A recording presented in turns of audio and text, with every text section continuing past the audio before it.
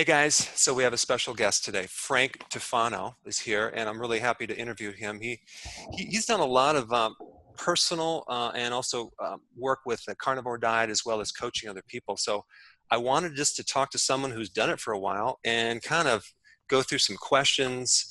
And I think first thing I want to say is like, it's amazing that you interviewed that vegan guy. I don't know how the heck that you got through that because I was like just cringing. The guy is literally insane. And I, you know, I'm always in the ballpark of, there's no such thing as bad publicity. right, And I went into that podcast hoping, and this was with Vegan Gains, for those of you who don't know, but I went into that hoping, hey, maybe I can get some information across. Maybe I can educate some people. Maybe I can help some people out by going on this. But it ended up just being like he wanted to be right, how debates end up being. I'm surprised I had the patience to get through it, to be honest. I probably had think to go for a long walk after that because the guy is just literally he's everything that you said. He just flipped it, and he's in his whole intention is to invalidate, make nothing of, destroy, and that's what his mission is. He's not trying to like educate people on how to eat, healthily at all. no, that was my problem. If I brought something up, he would say it's a lie, and if he brought something up that he was actually lying about, uh, I would really give credit to what he was telling me because I was assuming the studies he was linking, he was interpreting them correctly. Unfortunately, when I looked at them after, one example was he said, okay, iron causes whatever it was, bowel cancer. Or it was iron cause something, it was something to do with cholesterol and iron levels being linked to cancer. But what they actually did was they took cholesterol out of the body, they spun it in a centrifuge with iron sulfite, and they saw that the cholesterol oxidized. Mhm. So it was just the methodology of the study was completely incorrect. The dosage of the iron sulfite with the cholesterol was completely incorrect. Just really misinterpreting and lying about things. And I mean, that's just the way the world is, man. Whatever people see at face value, whatever they think is right at the time being, that's what a lot of people are going to understand. But Yeah. hey, lesson learned. What are you going to do? Yeah, I know. Every time they do a video on me, an anti-Dr.Berg video, my views go up, my subscribers go up, and so they actually just flow attention. And I'm like, they don't realize that they're promoting my channel, and I don't ever watch them, but it's just ridiculous. The nice thing is, regardless of what regardless of what anyone says negatively about you, as long as your demeanor is nice and the way you convey yourself is correct, who cares? Yeah, At the end of the day, exactly. you're always gonna. That's the way I looked at it. If people come to my channel and see my videos, regardless of how the debate went, regardless of how he framed it, people are going to see me and their opinion's going to change. Yeah, they're going to observe the sanity there, and like they're going to ignore the other guy. I've Um, heard some, not to dwell too much on this, but I've had people, send me things like he like filmed his grandfather having a heart attack. mhm. He, made a video about Furious Pete getting cancer, joking about it.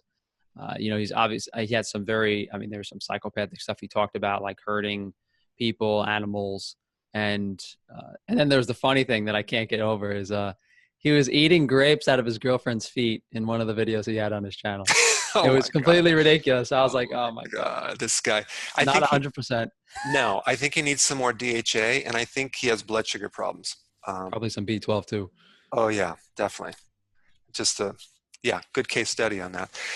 So I wanted to just dive right into a couple things. Um, you know, I always kind of like to start out with just the basic definition of the word food, which comes from the derivation nutrients, which is we eat to get fuel and nutrients. And so pretty much all of the things that I promote and push out there is if you can find a diet that can provide your nutrients and you can provide the right fuel, I think you're going to be healthy. And so one of the advantages that I have is that I've worked with a lot of people over 29 years in practice. Like just until you work with one-on-one with all these different types of cases, you may or may not get it right. But we've gotten great success with a healthy version of the keto plan. So that's what I'm recommending. However, I think that you brought up some good points in your videos, and I want to just talk to them. But I personally find that when you go carnivore, you drop high insulin down. I mean, you're going zero carb, and you're really dropping inflammatory conditions across the board. So you're going to get amazing results with a lot of conditions, especially autoimmune, and also gut issues and digestive issues and probably allergies and all sorts of things. So I'm really in favor of it. There's a couple things that I want to bring up regarding the vegetables in a little bit, but I want to first find out from your viewpoint, how do you handle the situation of consuming too much protein? I mean, is that an issue? Because like for example, Sean Baker like one video, he ate like 3 or 4 pounds of meat in one It's sitting. completely crazy. No. So I think first I have to say that, about 6 years ago when I started this diet, I actually came across the carnivore diet, and it was called the zero carb diet at the time. And when I read information on the zero carb diet, I said, well, this isn't what I follow, because I advocate towards nutrient density, towards maintaining a ketogenic metabolism. I advocate for keeping the caloric density high while maintaining as low of a food volume as possible. Obviously, eating 4 to 5 pounds of ribeye a day does not do that. So when I saw this zero carb diet 6 years ago, I dismissed it. And I just came up with my own idea of like paleo keto. And after doing that diet for about 3.5, 4 years, that's when I started making YouTube videos. But when the carnivore diet became really popular, I said, okay, I have to kind of market myself towards these people, because I didn't really have that great of a viewer base. And although I don't consider my diet to technically be carnivore because I have other requirements, their idea is just eat meat all day, drink water, that's it. Mine is based around the nutrients, around the science, around these things. So although my diet loosely fits under what those people do, there's a lot of other things that separates it. And to touch on the 4 pound of protein a day that Sean Baker's doing, I did a video last week where I compared the nutrient density of like 10 common foods. We looked at meat, we looked at liver, we looked at oysters, we looked at salmon roe. We compared the nutrient content of these foods, and these foods like liver and oysters made it look like, oh, what's the point of even eating muscle meat? So someone like Sean Baker, who's eating 4 pounds of ribeye a day, is he getting calories? Is he getting fat? I have a couple problems with that. I did try that. I'm a very objective person. I'm very open-minded. I was like, okay, maybe this guy does have something I'm missing. So I go to the store, I've always been eating grass-fed, high-quality, pasture-raised stuff. I spent $7 a dozen on eggs at the Union Square Green Market, crazy stuff. $14 a pound for raw butter. And I said, all right, let me go get these grain-fed steaks from the supermarket. I was so thirsty. I was so hungry. I could not satiate my appetite. This 4 or 5 pound of meat thing that a lot of people are doing on this diet, I don't think it works for a lot of people, and I don't think it's successful for a variety of reasons. Not only does protein and just muscle meat in general lack a lot of the satiation aspects of organ meats and nutrient-dense foods, it doesn't necessarily always have good macronutrient ratios. And my one pet peeve is he literally only eats ribeye. And if you look at the butcher yield of an animal, ribeye is like 3% of the animal. And how could you justify consuming just ribeye steaks when in the past, if we were to consume an animal, the only fatty parts of the animal would have been the kidney fat, the suet, the trim fat, the brisket, the brain. There are very, very specific parts of the animal that we would have had to have eaten to get the fat. And ribeye is like an unnatural source of that. So the original question was the concern about high protein. Yeah, like is it just a high protein diet, or can you make it a moderate protein diet? So a lot of the veteran zero carb people, there's a family, I believe, that's been on this diet for like 20 years and all they eat is steak. There's another guy who all he eats is pretty much his steak and ground beef on this diet. And the wisdom of these zero carb veterans has unfortunately created this almost cult-like mentality that you're just supposed to eat meat and drink water. And when they don't go into specifics like, obviously chicken and pork have a drastically different omega-3 ratio of beef. But if you do increase the nutrient density of the diet and you do choose the right foods, the macronutrient ratios should fall in line with, 70, 80% fat to 20% protein. In some cases of people with a very high lean body mass, we might see some variance there. We might see 60, 65% fat, the rest protein. But consuming 4 to 5 pounds of ribeye a day and consuming incredibly high amounts of protein is not how the diet should be. Especially the main thing to consider here is these people are cooking their meat fairly thoroughly. And when you heat meat to well done, like ground beef, you're degrading about 50% of the B vitamins.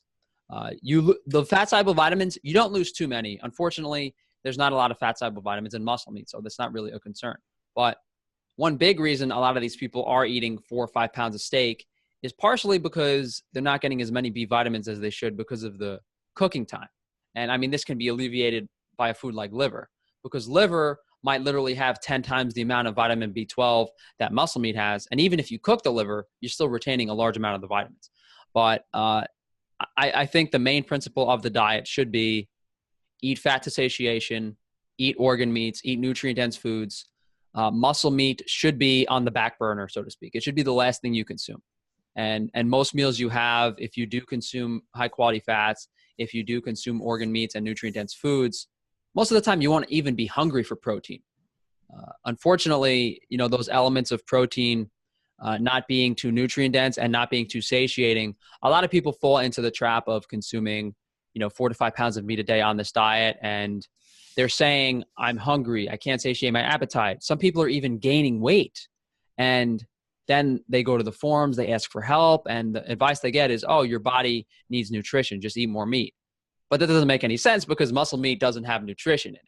Right. So I think I've given you, a little bit of information to work with there. So Yeah, I agree. And I think that if you're going to do this diet, I think you're doing it right, because not only are you doing the organ meats and you're doing fish, eggs, and things like that, but you're consuming a lot of this almost raw or not overly cooked. yeah, And that's the other point, is like when you cook, even when you're gonna vitamin C definitely is affected with pasteurization and high heats. yeah, we didn't even touch on vitamin C. Yeah. So you're basically Yeah. gonna knock it right out. So can you give us an example of what you'll eat in a given day? Before I go into that, I did want to mention a lot of the stuff I talk about is based on kind of like what indigenous groups used to eat. Mm-hmm. And it's important to keep in mind that these indigenous groups that did consume meat, every single one of them consumed plant food. Even the Eskimos and the Inuit did consume small amounts of plant foods. And the majority of these hunter-gatherer groups did consume, I think the estimation is about 65 to 70% of their calories from animal foods. But that's a caloric percentage. If we look at food volume, plant foods tend to be much higher volume for their caloric density. So these plant foods were present in these indigenous diets. But the reason I'm bringing this up is because these indigenous diets consumed both raw and cooked animal foods. They consumed certain foods raw, certain foods cooked, and even on one animal, if they slaughtered a reindeer, they preferred the upper leg marrow cooked and the lower leg marrow raw. They preferred the head cooked. They preferred the liver raw. There were very, very specific preferences in these indigenous groups, and we can assume those tie in generally to the nutrient density of the food. So whether you try to argue for a raw diet, whether you try to argue for a cooked diet, whether you try to argue for a diet free of plants, when you actually look at what humans used to eat, and even looking at blue zones now, blue zones pretty much eat hunter-gatherer diets. It's just blue zones have less animal foods than hunter-gatherers used to have. That brings up a good point, because can you imagine eating raw Brussels sprouts? The taste of, I was talking to my buddy the other day, and we each had different theories about why we started cooking food. My theory was along the lines of a lot of the parts of the animal are very difficult to consume in a raw state, the tougher meat. His theory was when a lot of the megafauna died off and we started gathering plants, that we had to cook plant foods to eat them, so that we just threw the meat in with the plant food. So there's a bunch of theories on why we started cooking our food, but a large majority of plant foods are, ideally, if you take them out of nature and you can't consume them in their raw state, they probably shouldn't be consumed in a large amount in their raw state. But to tie back to foods I eat in a day, usually, I generally have nutrient goals that I try to meet. So in particular, DHA and omega-3 ratio is the most important thing for me in my diet. So I make sure that all the meat is sourced from a high quality, and that I include a high source of DHA, whether it's brain tissue, bone marrow, fatty fish, salmon roe. Fish eggs are great. Most people are probably more familiar with like caviar, ikura, tobiko, more common names for it. The second goal I usually strive for is high vitamin A intake, retinoic acid, and the only real source of retinoic acid in an animal is the liver. You could look at every other tissue on the animal. Nothing comes close to the retinoic acid content of liver. It's like 2,400%. It's like something crazy. It's like almost 3,000% of the daily value. But if the next best food are like eggs at 30%, it's not even close. But what's important to keep in mind is with that high retinoic acid intake, your body stores fat-soluble vitamins for the winter. So your body doesn't just want a bunch of vitamin A. You need to consume other fat-soluble vitamins if you're consuming large amounts of vitamin A. So I need to make sure to match that vitamin A with the K2, with the vitamin D3. Because if you're consuming liver in nature, realistically speaking, you're going to be out in the sun. There's other parts of the animal you're going to consume. And I mean, we do see preference for organs in animals. I mean, I don't know if you heard about, there was a story where like killer whales were just eating the shark's liver and leaving the rest. When bears hunt and they're already fattened up for the winter and there's plenty of salmon around, they'll literally kill the salmon, they'll eat the roe, and they'll leave the rest. So there is preference for these organs by animals in nature. But if we actually look at realistic ratios of, how much does a liver weigh, how much does an animal weigh, we can kind of gauge, okay, if a liver is 2 pounds, the meat yield is 40 pounds, maybe 2 pounds of liver per 40 pounds of meat makes the most sense. So once I achieve my omega-3 intake and my vitamin A intake, I generally look for vitamin K2 as it's very important for calcium metabolism. And it's bunched in with the fat-soluble vitamins in, metabolizing D3, helping retinoic acid. You need to consume it in balance. And although liver does have some vitamin K2, the main source is high-quality animal fats. And I think this is the main thing people overlook is in order for an animal food to be nutrient dense, it has to be in an environment where it's consuming nutrient dense food. So when a cow eats grass, grass has vitamin K1, the cow converts it to vitamin K2. The grass has carotenoids that the cow converts to retinoic acid.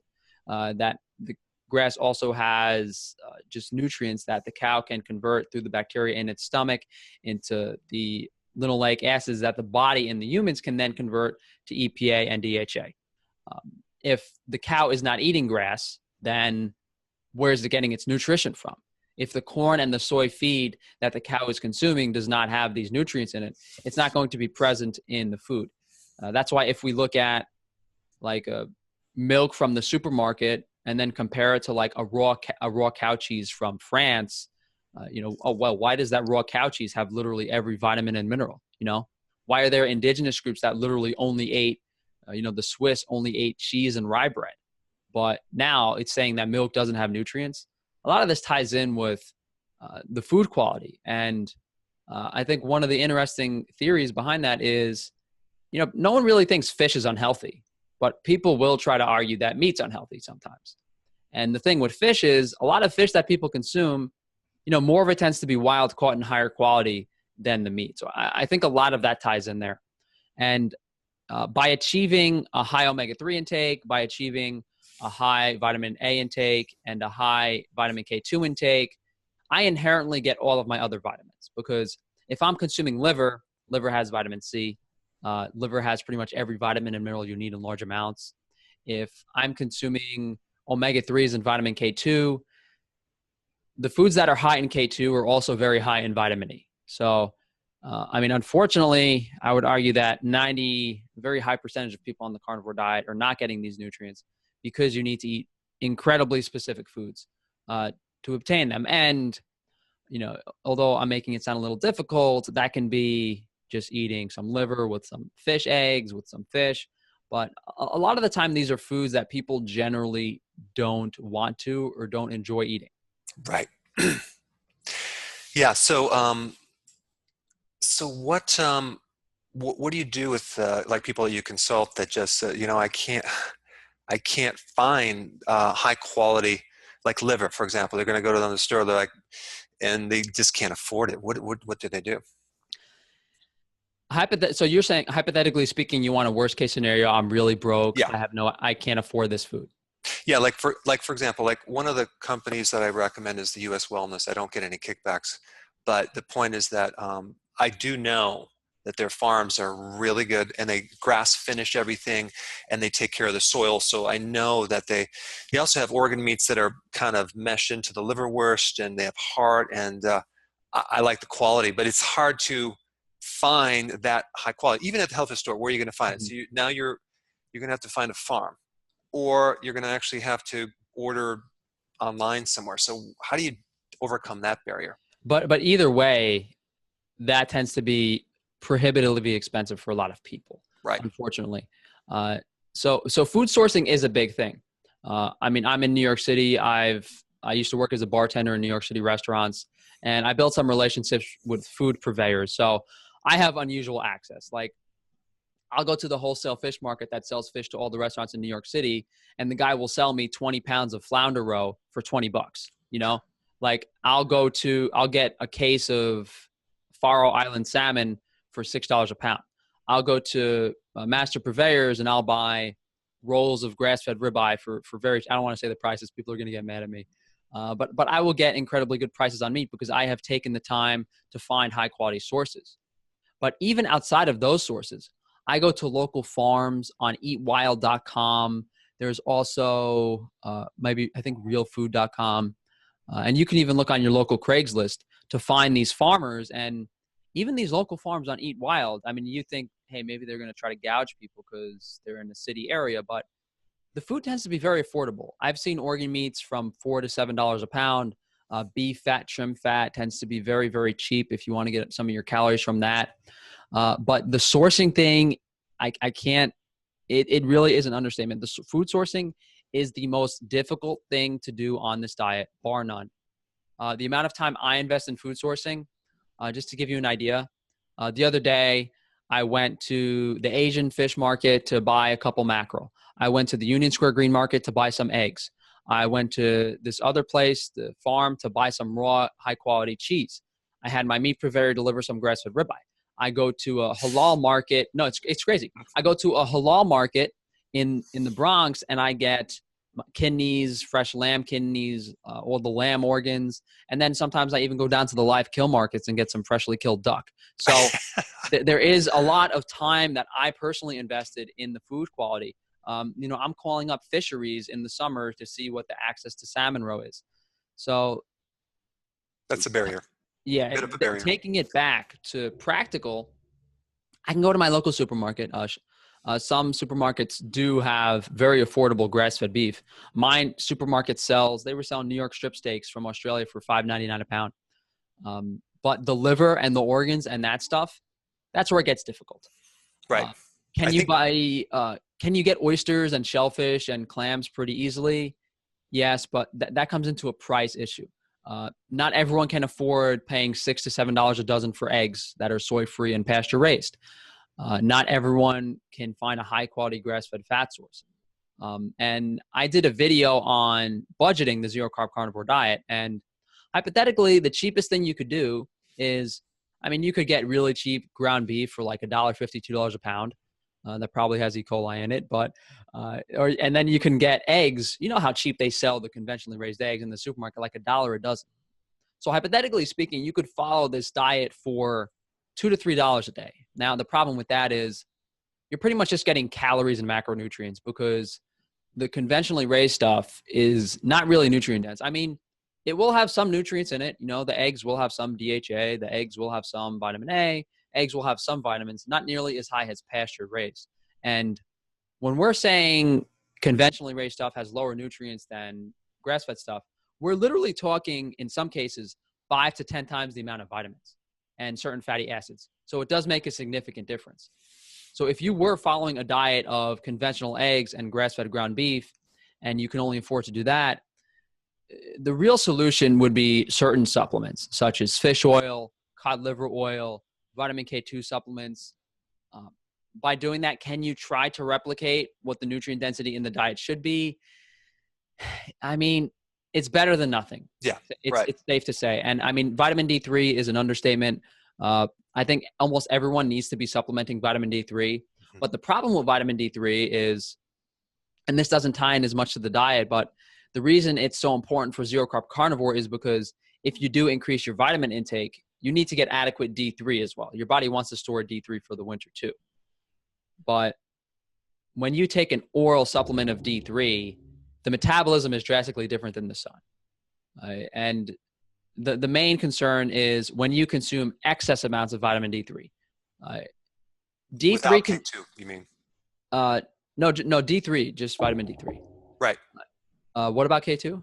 Well, when you take like massive doses of vitamin D3, potentially you can get hypercalcemia, an issue because you also need, because K2 works with D3 and they help balance the blood levels of calcium. So these people are doing massive amounts, over 100,000 IUs, and they're not That's taking any crazy. That's K2. crazy. They're setting themselves up for calcification and things like that. Yeah, definitely. Definitely an importance in just overall vitamin balance, you know, if it's impractical, if it's a crazy high dose. But to my understanding, excess vitamin D3 from supplementation will cause those problems. But excess vitamin D3 from the sun, it gets metabolized way differently. Right. It's beneficial.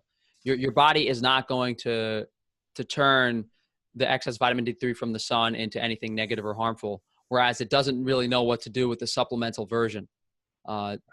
Different metabolic pathways. That's just something very important to mention on the carnivore diet if you are diving into these supplements. It's unfortunate. You know, the calcium RDA is way too high, and the D3 and the K2 RDAs are way too low, and no one understands. And people tend to try to do extremes. I've heard people have taken 100,000 IU of vitamin D3, and I'm like, dude, what are you trying to kill yourself? Like, I mean, how are you take a sleeping? look at as people age, they get stiff, they get calcium deposits, their body starts to calcify. They get the arteries become calcified, they get calcification on their eyes. So like, and then they're taking 500 milligrams of calcium carbonate. It's I'm crazy. like, no. So yeah, Calcium, it's a it's problem. funny because calcium carbonate, the bioavailability is like minuscule. It's like, Yeah, I think it's like like eating less than rocks. 5%. Yeah, it's like eating, literally chewing on the cement on that wall out there. Yeah. Yeah. It's crazy. So, and then I want to bring up the point, just in vegetables in general. I personally do better when I eat vegetables. I don't have any problems. And one of the reasons why I recommend higher quantities is specifically potassium, just Mhm. because I know RDAs are not, I think it's a bunch of crap. It's arbitrary, Mhm. but it's kind of a reference that you There's can, some truth to that. There yeah. really is. Yeah. But as far as potassium goes, higher amounts of potassium are needed. Your body can get rid of excess amount of potassium, definitely way more than excessive amounts of iron. So the kidney can deal with it. But I find I do much better when I do higher amounts of potassium foods. But if you have a digestive problem, I think, or SIBO or whatever, you're going to like blow yourself out because you're going to get all sorts of issues. But when I actually go lower on the vegetables, I just don't feel quite right, my own body. Um, so I have quite a few people doing this with great success. So I'm not about to put everyone on the carnivore, but I think I'm recommending it for people with digestive problems, immune problems, autoimmune. Then I want to bring up a point about phytonutrients. Like there's a really great, this is a good book that I wanted to show you. This is like all the research on endocrine disruptors Mhm. by the World Health Organization. Like these endocrine disruptors in our environment, including like freaking DDT and the metabolite DDE is actually, they're finding it in residues in our bodies and, you know, like infants, and you got all the different, we're like swimming in a sea of chemicals. So the phytonutrients in certain cruciferous vegetables, they have properties of increasing phase 1, phase 2 detoxification, enhancing our own ability to rid these poisons. So I just see a real nice benefit with that. And so I was just going to get your comment on that. Yeah, I mean, so we're talking about like carotenoids, ellagic acid, resveratrol, flavonoids. Sulforaphane, Okay, indole 3 carbonyls. talking about all these things. The first thing was electrolyte imbalance. And I think the carnivore diet, and I've spoken to a lot of my clients have had issues with irregular heartbeat and arrhythmia on the carnivore diet. And these, you know, if we look at the Inuit Eskimos, they didn't salt their food because they didn't grow up with salt on their food. And right now, on people on the carnivore diet are salting their food pretty heavily. Now, meat without salt on it has fairly good ratios of sodium to potassium to magnesium. As soon as you put a little bit of salt on your food, that's where things can really get problematic, because you salt your food, it depletes potassium, which depletes magnesium, and you go in this vicious cycle that never ends of trying to restore your electrolytes. I noticed that when I salt my food, I get cramping. And I've noticed that if I salt my food, I do feel better when I consume higher potassium things like seaweed, and try to drink a lot of high mineral water, and take potassium or magnesium supplementation in some, like, let's say I eat a quarter pound of prosciutto because I'm Italian, there are some extreme cases of sodium intake where there is a benefit to consuming high potassium foods. And I think, considering, there are a lot of minerals that are bound to oxalates in plant foods, and there's a lot of inhibition of phytic acid, but potassium isn't one of those. Potassium citrate in these foods is generally highly bioavailable. And I think it can benefit a lot of people on the carnivore diet that are salting their food, that do have electrolyte problems. I think that's the glaring issue. Now, and no one's going to, a very small percentage of people are going to be willing to go on a very lightly cooked meat diet without salt.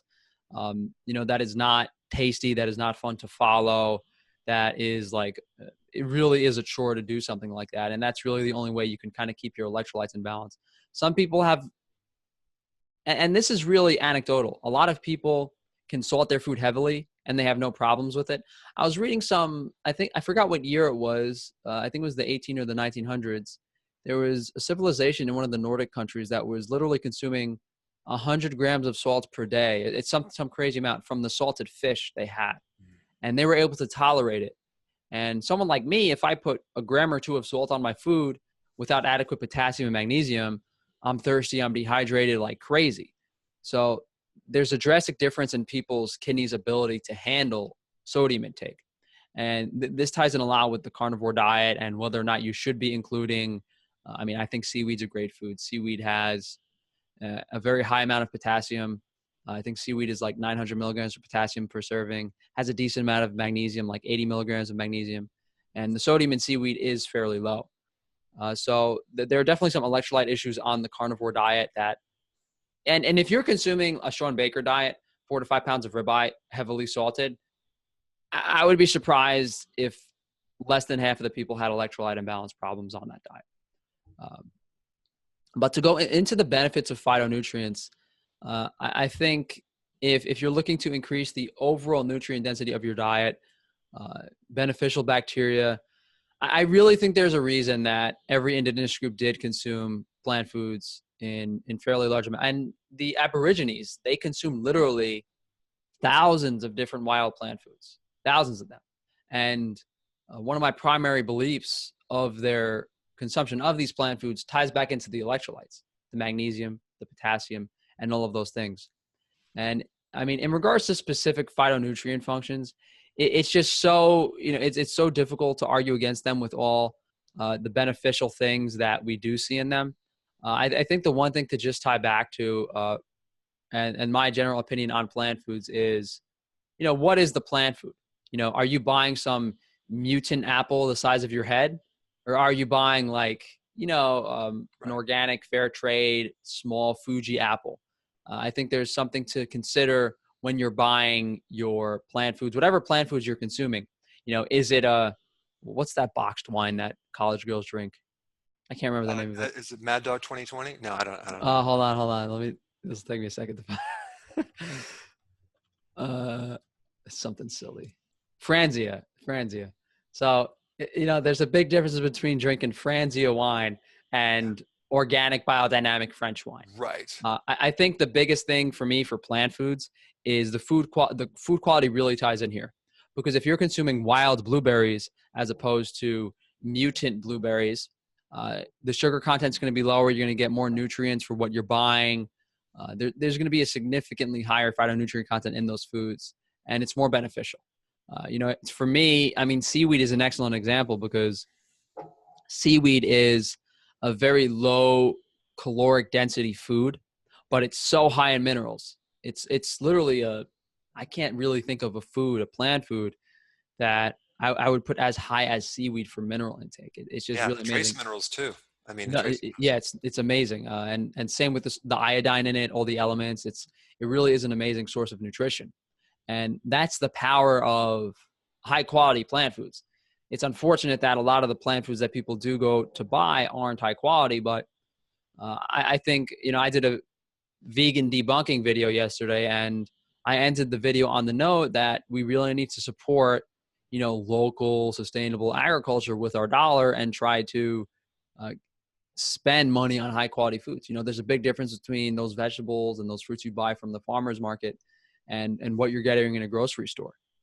Not only that, the variety and not sticking to the same foods, and, preparing certain foods raw, certain foods cooked. There's just so much more to nutrition than anyone can really have time to do the research for or take the time to understand. But at the end of the day, I always just tie back to that. What is the original quality of the food? Where did this fruit or vegetable originate? How was it grown now? Is it an heirloom variety? If you're eating sourdough bread, for instance, einkorn wheat is the first wheat there ever was. So, there's a huge difference between eating einkorn sourdough bread and Wonder Bread. That's you might as well not call one of them bread in a way. Right. I mean, I always tell people, like, I get all the time, like, well, how do I eat on a budget? I said, well, you just need to get a better job, man. You just need to get a, I you know, hate to break it to people, sorry. but like when you look at what the average, I looked up statistics for this for my budget video. The average person spends, I believe, $70 to $80 per week in groceries, but their food expense is like 150. So people are going out to eat, they're going out to drink, they're buying $5 Starbucks coffee, Yeah. and they're not putting their money where it should be. So people are spending $500 to $600 per month, but people don't feel comfortable spending that much money at the grocery store. But that's what I do. I do spend, $400, $500, $600 some months on food instead of going out to eat. Some people might spend $200 on a dinner on a Friday night and then say, "Oh, I can't spend money on groceries." They do. I'm assuming, I think you do some intermittent fasting. Yeah, I mean, I used to fast, and I do one meal a day. And sometimes I remember in the year 2017, I literally fasted for 1/4 of the time. So literally, 3 out of the 12 months of the year, I wasn't eating. And that might have been, 1 or 2 days a week at times. It might have been 2 weeks straight at other times. So I did incorporate fasting to some degree. And although I hate to say fasting is a way to save money, uh, it's there's a lot of health benefits to it. And I just don't see, it's like you could list all the benefits of fasting, and as soon as you bring up, oh, you could save money, it's some people's eyes light up. They really do. Yeah, I mean, you're dropping significantly. I mean, you're not eating 6 times a day anymore. You're not snacking on all the expensive little protein bars. So I think that you can easily just go eat one meal a day and increase the quality of food, and that's your better health insurance right there. Um, that's what I tell people. I mean, I don't know what else to tell them other than I don't have a secret source of really cheap, healthy food. I don't. It's like the farmers spend a lot of energy making these foods, and they don't make a lot of profit. So I really invest in them as well. Yeah, it's funny how much, I mean, you're spending $3,000 a month on health insurance. I'm sure you're not really getting your money's worth. It's unfortunate, but Yeah, you're paying for everyone else. That's just how it is. What are you gonna do? exactly. So I just wanted to bring up one point about the anti-nutrients like phytic acid. Hmm. Because I get this a lot. People will say, well, it's an anti-nutrient. It's going to block absorption of iron and zinc, and it's going to create a problem. So I wanted to get your take on that because there's some more I want to talk about on that point. Yeah, I don't think anti-nutrients are like some issue that we should be talking about themselves. It's more about in the context of what diet are you consuming them in, because if a vegan it's more in the context of a vegan diet. Hmm. Yeah. If you're on a vegan diet, not only is your diet deficient in key vitamins and minerals, you're consuming incredibly high amounts of these anti-nutrients. You're consuming incredibly high amounts of anti-nutrients on a nutritionally deficient diet, and you're not preparing these foods properly. Certain foods like oats, if you look at how the Gaelics used to prepare oats, they would soak them, they would ferment them, they would reduce the phytic acid content. If you look at the phytic acid content of various nuts and seeds, you know which ones you should be soaking. You know which ones you shouldn't. Macadamia nuts, for instance, I love macadamia nuts because they have a low phytic acid content. If you look at the phytic acid content of foods and you look at indigenous preparations, they're supposed to be soaked or prepared in a certain way. But the biggest issue with the anti-nutrients is in the context of a vegan diet that is high in anti-nutrients. It's, if someone is consuming, and I always like relating to blue zones because American dieters consume 70% of their calories from plant foods and 30% of their calories from animal foods. Blue zones, same exact thing. The difference is the food quality. Blue zones are technically consuming 30% animal foods as well, but those animal foods are not cheeseburgers and hot dogs. Those animal foods are raw milk, raw dairy, pastured pork, wild-caught fish. And if we look at that plant foods they're consuming, they're not consuming Wonder Bread. They're not consuming a pound of like oxidized almonds. They're not consuming improperly prepared legumes. They are still consuming traditional foods, high quality preparations of these foods. And the food quality is really what ties in here. Are you preparing the food properly? Does it have the original nutrient content it's supposed to have? Do you have adequate nutrients from animal foods in your diet? Those are the important questions to answer. If we want to look at phytic acid itself and look at that as a function, it doesn't make nearly as much sense without analyzing the overall context of the diet. Yeah, and for those of you that are watching, just to clarify what that means, phytic acid has some properties of anti-nutrients. It blocks certain minerals, but it also has some anti-cancer properties too. I know some people won't even look at this, but if you look at, when I used to recommend it in practice, I would see some great results. And if you were to even look on Amazon, some of the products, IP6, that's where you would find a version of phytic acid. There's some quite interesting high-level reviews, like 85% five-star reviews of seeing changes of their polyps going away, PSA, the prostate indicator, going down.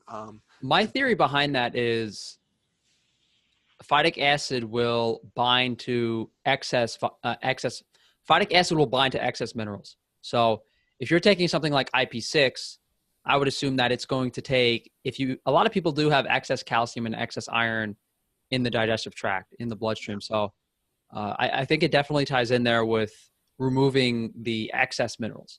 Yeah. That would be a very easy explanation behind the mechanism about what that does. It almost mimics fasting in some cases, in a sense of like making sure your body has the minimal amount of nutrients it needs. And right. with the excess.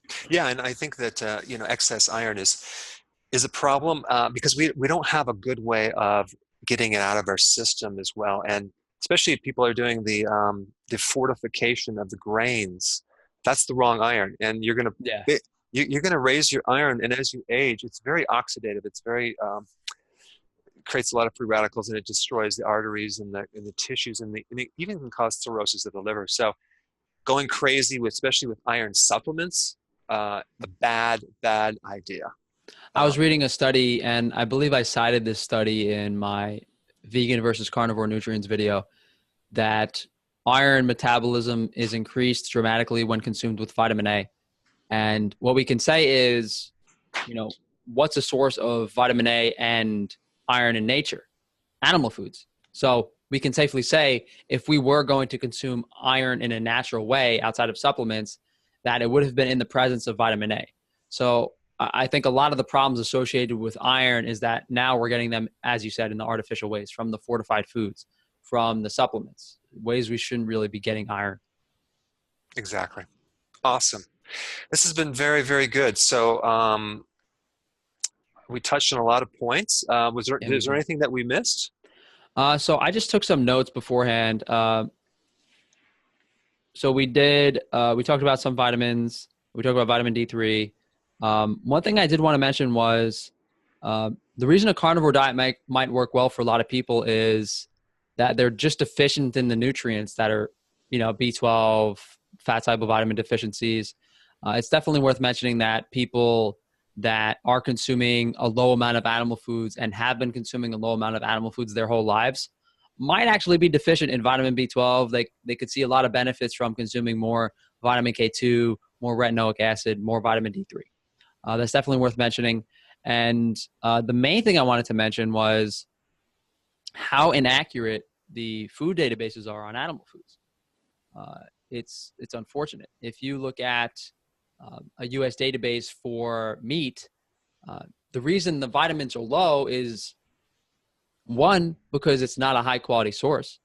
Hmm. The vitamin A, the retinoic acid, or the vitamin E content in a steak might be insignificant if it's grain fed. And not only that, they don't test for a lot of the nutrients. I use a German database. It's, forgive my German pronunciation, it's called nauertreckner.de. And when I look up foods on that database, they have an extensive nutrient breakdown of everything. And they test for vitamin C, they test for vitamin K2, they test for all the fatty acids, they test for all the minerals, they test for all the elements. So when people look up a piece of liver on Chronometer and it doesn't say that liver has every single vitamin and mineral there is, it's incorrect. Hmm. I think that's just the main thing people need to understand is that animal foods correlate directly to how they were raised. If you have a conventional feedlot, cattle or pig or chicken or even eggs, the nutrient content is not going to be what it should be. And unfortunately, I think that's going to be something that's, it's going to continue to be overlooked for a long period of time. I don't think, if you look up, I actually got quotes from laboratories on what nutrient testing costed. And then I was like, oh, that makes sense. Because just getting vitamin K2 tested in a food is like $350. Oh my gosh. Just getting vitamin D3 tested is $350. If you wanted to get all the fat soluble vitamins tested in one food, it's about $1,500. And that's not including all the fatty acids. That's not including all the minerals. That's not including all the vitamins. If you want a full nutrient analysis of what that German website did in the United States labs, at least, I'm sure the United States laboratories are gouging me. It would probably cost you $4,000 to $5,000 per food. So let's say you had a food you wanted to test, like raw butter. Not only would you want to test multiple versions of butter, you might want to test versions of butter from different farms. Mm. So just for one food, for just variability, you'd have to test one food 3 or 4 different times. It just gets, I think this data would be excellent to have, but at the end of the day, we could just use assumptions pretty much to say, what tissues and what parts of the animal do have these nutrients. Well, I just want to touch on that because that's a really valid point because people don't even look at the quality of food. I did so one of these products that I use is it's a raw wheatgrass juice powder that I get from Utah, and I flew out to the farm where they grow this stuff. So it's grown in an ancient seedbed, and the quality is just freaking over the top. And they're taking this grass, and then they're converting it into a powder within like a very short period of time. So under low heats, nothing over 106 degrees. So what I wanted to do is I wanted to run the labs on that. It was $4,000 just to run the basic nutrient profiles, right? And I also compared it to the top two, you can say competitors, but people that are also selling a very similar product, the greens products, just to see the difference. And I posted on my website. But what I found was there was B12 in there. I'm like, what? There's no green. I mean, you can't get B12 from greens, or it's impossible. Basically, it was growing within the flora, the bacteria of the grass. Yeah, all That's the soils are so depleted now that the yeah. nutrients are so insignificant in a lot of cases. And the farmer that was growing this, he was on the edge about sterilizing his product because he didn't want to have like E. coli. And I says, No, you're not going to get E. coli. You're going to get that with a very unhealthy farm. Mhm. So you want to preserve all these friendly microbes within the plant. So that was interesting. But the carotenoids were off the chart compared to these other brands. So the source of where you get this stuff is like that is the key right there. It's Yeah, it makes you really start to question, because if you have a product like that that pretty much replicates what a wild version of a food is, it's really difficult when you go into the supermarket. You're thinking to yourself, was that really grown in ideal circumstances? And this really comes with experience and culinary knowledge and experiencing a lot of different foods. But once you've tasted a dozen different, I remember a couple of years ago, I went to all the supermarkets in the area and bought every blueberry I could get my hands on. And I compared 15 different blueberries. And if you do something like that, you'll understand, what dictates the quality of the blueberry.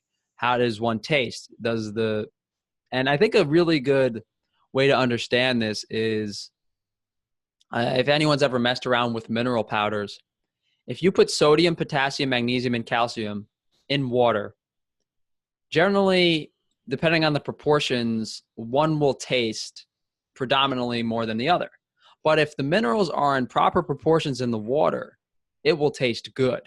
And that's a good explanation behind why, certain beef might taste better than other beef. And I detest the flavor of lamb. I really don't like lamb. But if you put a lamb chop in front of me next to most beef ribeye steaks, the lamb actually tastes better. mm, And I think the nutrient density of the food, I think the mineral content, the vitamin content, you can literally taste those in the food, especially in the case of beef fat and things like that. It will literally taste nutty and sweet and more complex. So I think our senses, colors, tastes can really help us dictate the quality of a lot of these foods. absolutely. Awesome. Well, thanks for the time that you spent doing this. This is really, really awesome. I know you're probably busy preparing for your next videos, like myself. Unfortunately, Yeah, exactly. It's a lot of work. it really is. But thanks, and I'll talk to you soon. Hey, no, this is fun. I'm looking forward to seeing the response, man. Okay, great. Hey, man.